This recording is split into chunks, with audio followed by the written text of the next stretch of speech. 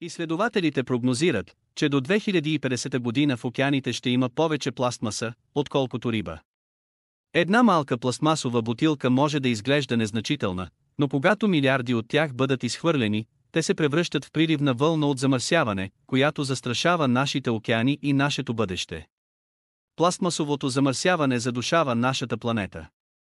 Всяка година около 8 милиона тона пластмасови отпадъци попадат в океаните, където унищожават морския живот и крехките екосистеми.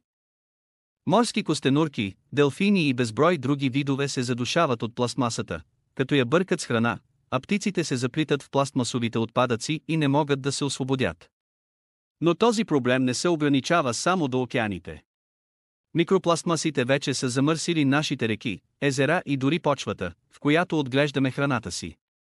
Те са проникнали в питейната ни вода и са открити в телата на морски животни и хора, като са свързвани с сериозни здравословни проблеми като рак, хормонални нарушения и сърдечни заболявания.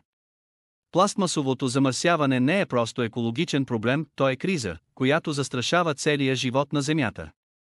Време е да се изправим срещу този проблем в името на нашата планета и бъдещите поколения.